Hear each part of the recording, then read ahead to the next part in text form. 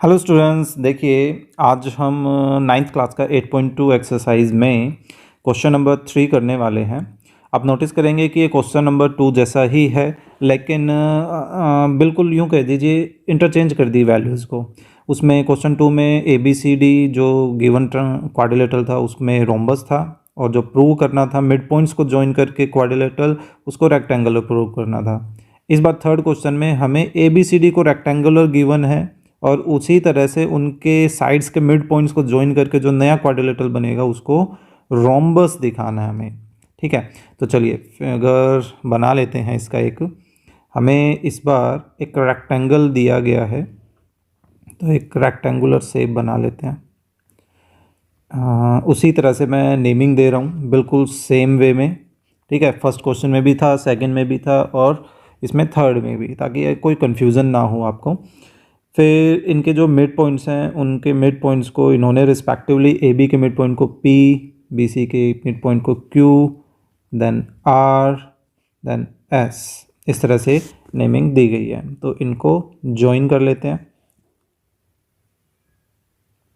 ठीक है, rough figure बनाना होता है। कई बच्चे जो है एग्ज़ाम में स्केल लेकर बैठ जाते हैं, ज्योमेट्री की हेल्प लेते हैं। इतना एग्जैक्ट बना के दिखाने की ज़रूरत नहीं है, वो जस्ट एक टाइम वेस्ट है। ठीक है, तो देखिए स्टार्टिंग का जो पोर्शन है जो PQRS है, उस PQRS को पैरेललोग्राम दिखाने का जो वर्क है वो एग्जैक्ट सेम है, एग्जैक्टली जो हम बोल सकते हैं। तो गिवन में चेंज हो जाएगा। गिवन में क्या है, ABCD क्या है, इज़ ए रेक्टेंगल, है ना। एंड और हमें क्या दिया गया है कि भाई PQR एंड S ये क्या हैं, R मिड पॉइंट्स हैं। किसके मिड पॉइंट्स हैं, AB, BC, CD and DA respectively, right. Okay, so अब हमें जो प्रूव करना है उसमें क्या प्रूव करना है कि भाई जो PQRS है वो क्या है, इज ए रोम्बस। क्लियरली, तो जो प्रूफ की स्टार्टिंग है वो हम फिर से देखिए सेकंड क्वेश्चन जैसे ही करने वाले हैं कि भाई ACD बिल्कुल उसी तरह से ABCD सेम पैटर्न में। ठीक है, तो जो इतना इतना जो पार्ट है वो मैं ऐसे कर लेता हूँ कि यहाँ से कर लेते हैं कॉपी। ठीक है, क्यों टाइम वेस्ट करें, इसको समझा देंगे। ये कर लिया हमने कॉपी, तो यहाँ कर लेते हैं पेस्ट। ये देखिए एग्जैक्ट सिचुएशन हो गई है तैयार। थोड़ा सा पार्ट और बाकी है पैरेललोग्राम दिखाने के लिए, ये वाला पार्ट है ना। उसके बाद चेंजेस आने स्टार्ट होंगे हमें, क्योंकि एक रोम्बस प्रूव करना है तो ऑब्वियस सी बात है उसको पहले हमें पैरेललोग्राम तो दिखाना ही पड़ेगा। तो पैरेललोग्राम दिखाने के लिए हमें बिल्कुल सेम वर्क करना है। तो देखिए क्या है, उसी तरह से कंस्ट्रक्शन में आप बता सकते हैं कि भाई हमने A और C को आपस में क्या किया है, जॉइन किया है। ठीक है, कंस्ट्रक्शन में दिखा दें, यहाँ लिख दीजिए, कोई दिक्कत नहीं है, आपको पता है भी कैसे लिखना है। जॉइन AC, चलो लिख ही देता हूँ, जॉइन AC। ओके, सो देखिए क्या किया, पहले ACD ट्रायंगल पर काम कर रहे हैं। ACD ट्रायंगल पे काम किया और उसमें R और S दो मिड पॉइंट्स हैं, दो साइड CD और AD के, है ना। बिल्कुल सेम, नेमिंग भी सेम है।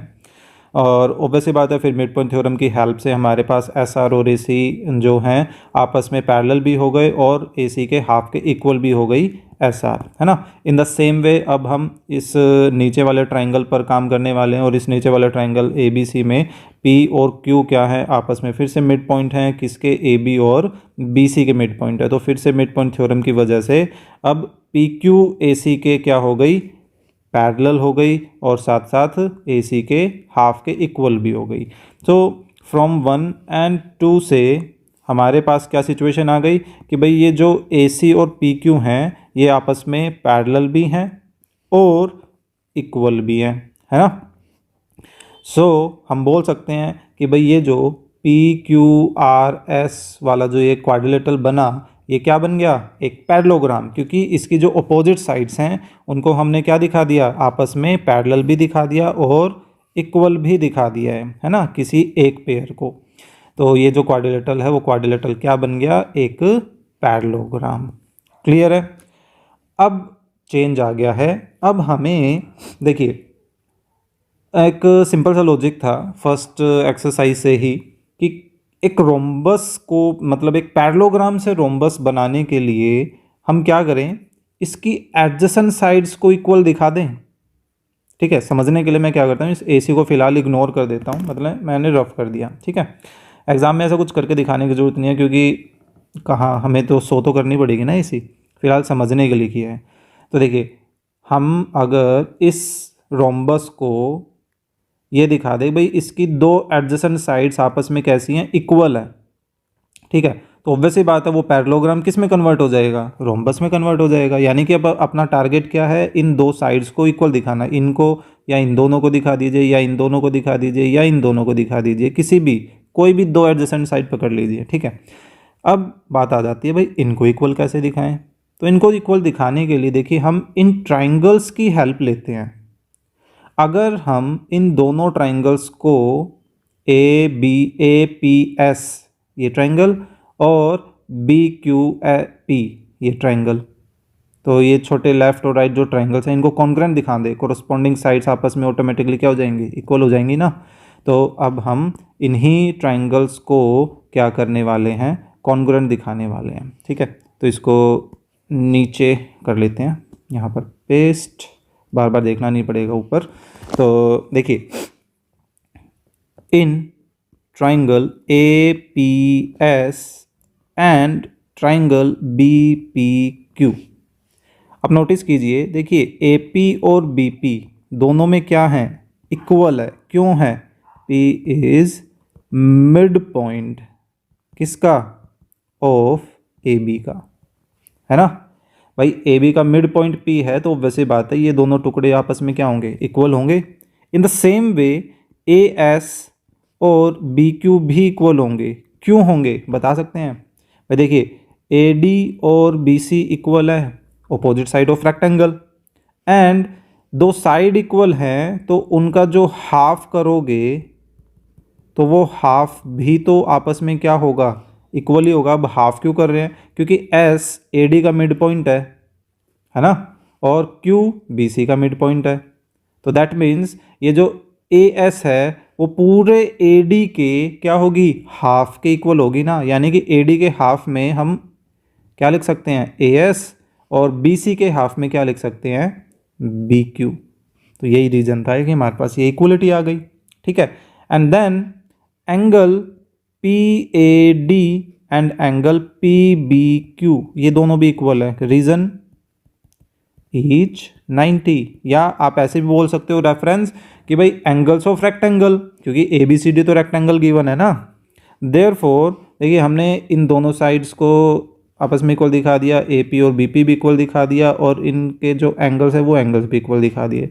सो अब हम बोल सकते हैं therefore APS and triangle BPQ क्या हो गई, कॉन्ग्रुएंट हो गई, किससे, बाय SAS क्राइटेरिया से, राइट। अब ये कॉन्ग्रुएंट हो गए तो कोरस्पॉन्डिंग साइड्स कैसी होंगी, देयरफॉर PS एंड PQ क्या हो गई आपस में, इक्वल बाय CPCT, है ना।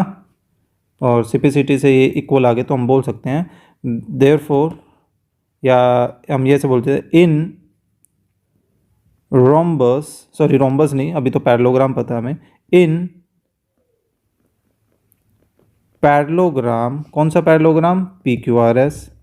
हमें क्या पता है, PS is equal to PQ।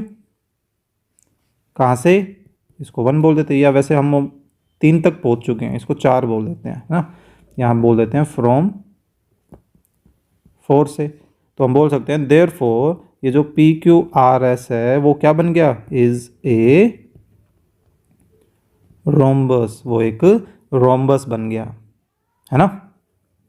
तो इस तरह से हमने किसी भी रेक्टेंगल के मिड पॉइंट्स को ज्वाइन करें तो उसके मिड पॉइंट को ज्वाइन करके जो नया क्वाड्रिलेटरल बनेगा वो हमेशा आपको क्या ध्यान रखना है, वो क्या होगा, एक रोम्बस होगा। ये जो प्रॉपर्टीज़ हैं, ये जो क्वेश्चन है ना, ये एज ए प्रॉपर्टी आपके 1 नंबर के क्वेश्चन में आ सकती है। आपसे पूछा जा सकता है कि भाई ABCD एक रोम्बस है, तो बताइए कि उसके मिड पॉइंट को ज्वाइन करके जो क्वाड्रिलेटरल होगा वो क्वाड्रिलेटरल कैसा होगा, और आपके पास कई ऑप्शन मिलेंगे, तो आपको ध्यान रखना पड़ेगा वो एक रेक्टेंगल होगा। और अगर ABCD रेक्टेंगल है तो मिड पॉइंट को ज्वाइन करके रोम्बस बनेगा। उल्टे हो गए ना, बड़ा रेक्टेंगल तो छोटा रोम्बस, बड़ा रोम्बस तो छोटा रेक्टेंगल, कैसे भी ध्यान रखते हैं। तो आई होप आपको ये क्वेश्चन जो है वो समझ आया होगा। So please click the like button and share the video with your classmate, और अगर आप चैनल पर नए हैं तो please subscribe the channel. Thank you.